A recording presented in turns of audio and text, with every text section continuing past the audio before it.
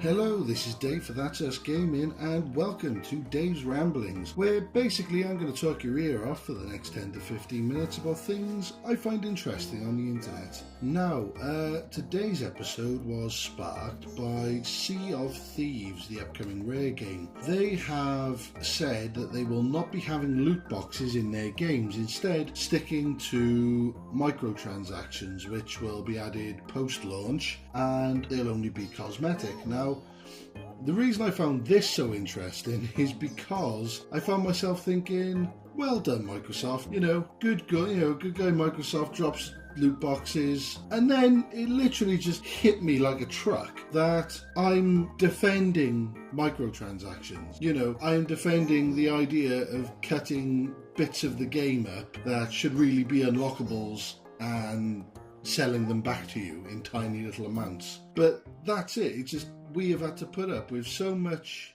shit from the big companies in this last year that they've actually made me miss microtransactions. And just think about it. How sad is that? I mean, we've gotten to a stage where I was fine for them to put cosmetic items, so things like costumes or like a different skin for a gun or something like that. I was fine with them putting that behind a paywall rather than unlocking them in-game. That's how far we have currently fallen. Now, years ago, unlockables would keep me going back to a game. I'd be trying harder or trying new things to unlock a character or a costume. I mean, I won't even try hard mode anymore. Sometimes I don't even bother with medium. I will just go straight to easy, because what's the point? There is no point in trying any harder than you have to, because there is literally just no reward at all. I think what we have to think now is that nowadays, if something can be cut and repackaged and sold back to you, you can bet your ass they're going to do it.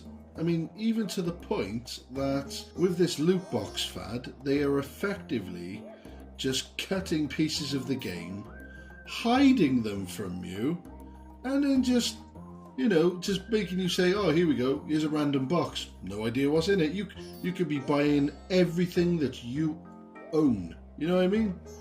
It's just you have no bloody idea what you're going to get with these loot boxes, and I think it's disgusting. But I mean, we've had to put up, as a gaming community, we've had to put up with a lot of shit in the past. I mean, when I was working in Blockbusters, we saw the introduction of the online pass. They thought that shops like Blockbusters and Game and CEX and Granger Games, all those games with the second-hand market, were making too much money. They were stealing money from the big companies. So they added the online pass, where even if you bought your game second-hand, if that code had been used, you were fucked. You had to buy online. And, that's not including the £40 a year you were paying for Xbox Live. And it was a horrible thing. I mean, we saw in store the backlash that came from it, and thank God it didn't last that long. But I mean, this is the thing, see. I mean, companies will always make their money. We used to watch children come in. These were kids that would range anywhere from like the 9 or 10 years old all the way up through the teens, but they were still children, and they would come in and they would buy a staggering number of Microsoft points. I mean, they would have no problem with just dropping 40 quid on Microsoft points just for FIFA Ultimate Team packets. People think the loot boxes are bad. This has been going on for a fair old while. It's just now it's more in the public eye. I mean, they messed with Star Wars. That's now everybody's all of a sudden on it. So yeah, I mean, game companies were still making their money, and the thing is, with these microtransactions, I just don't see the. I mean, you look at all the DLC. You got all the big game companies have it. They got the DLC, they got the pre-order DLC, you got the special edition DLC, and you just wonder how much of the game that they made, put all this time into, was butchered and repackaged like an animal at a fucking abattoir. I mean, it really just makes you wonder how much of that game has been left. I mean, how far could they strip that down and still sell it for 50 quid and then just keep giving you little bits back for more of your money. But I got a confession, this wasn't meant to be a ramble on the state of gaming at all. This was actually meant to be a ramble about how happy I was that Sea of Thieves wouldn't have loot boxes.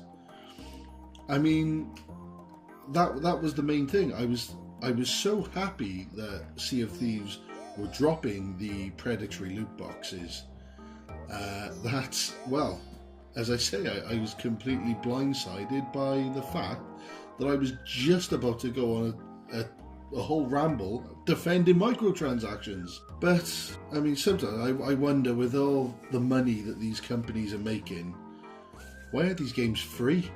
Or at least about 30 quid less. I mean, Christ, they're making so much money off them. I mean, you can tell they are. Otherwise, they wouldn't keep putting all these extra monetization things in the game. But I mean, instead, we're paying the same money for less content, and then we're even paying extra so we can finally have something resembling a full game. I mean, this is why I usually just play older games. I actually begrudge paying 50 quid for a new game and then just keep shelling out for the parts they decided to leave out. And it's even worse when you get to Destiny 2 and stuff like that wouldn't let you do any of the endgame stuff without buying the DLC. Basically forcing you to upgrade or lose out on content that you were previously allowed access to. I mean, what? So basically that's it. That's your demo thing, is that you bought the original game from us. Now if you don't buy the DLC, your demo will end until you pay extra money to get it. I mean, where does that stop? You know, end on a positive. I am really glad that Sea of Thieves has decided to do away with loot boxes. They're not needed in the modern game industry. I mean, now speaking for myself now, it's weary as you go into all these games and then there's, hey, spend money, and you're thinking, do you know what, I just want to play a game. But yeah, at least the loot boxes are gone, and now we just gotta hope that the microtransactions are just cosmetics, and really that the cosmetics are also going to be unlockable in the game without the need to buy. I mean, if you want to buy them, by all means, but I think there should be an option, you know, beat it on hard, do a challenge of some description, earn this thing. But if you can't do the challenge, or if you don't want to do the challenge, you can buy it. I mean, I have no problem with that whatsoever, because it's a nice compromise. Now, to be honest with you, I'm still trying to unlock Super Saiyan Blue, Vegeta and Goku in Dragon Ball FighterZ, and I'd probably have stopped playing after the story if it wasn't for the unlockables. You know, it's one of those things where I would have just left it after the story, which I have done with a lot of fighting games, because there's no unlockables at all, you know? You basically now just play through a little bit of story, maybe an arcade mode or something, but there's no unlockable characters or costumes or anything like that. They're all just behind paywalls, as you know. But it's a shame that gamers have to go through it. I mean, if I buy a book, I expect it to tell a complete story. If I go to the cinema, I expect the same. I just don't understand why the games industry has to be the odd one out. It's not like games aren't making money, or they just stopped making them years ago. I just think executives need to just step back, stop trying to hoover up every last penny in your bank, and just maybe be a bit more compromising for those who don't want to spend the money. I mean, you see a lot of things about like player choice and, you know, player freedom and stuff like that, but it's not, you know, loot boxes are predatory by nature. Microtransactions are just, they can be too much. I mean, especially when you think, oh well, that why isn't that just an unlockable? But we'll finish on a nice, happy note. Sea of Thieves won't have any loot boxes. Hopefully, this is a big hope, there will actually be no loot boxes in 2018, you know. From now, no loot boxes, no more, scandals with games like Destiny and throttling the XP and forcing people to buy DLC and stuff like that. I would like a year where gaming went back to its roots, it delivers for the players more than for the executives. But One can only hope.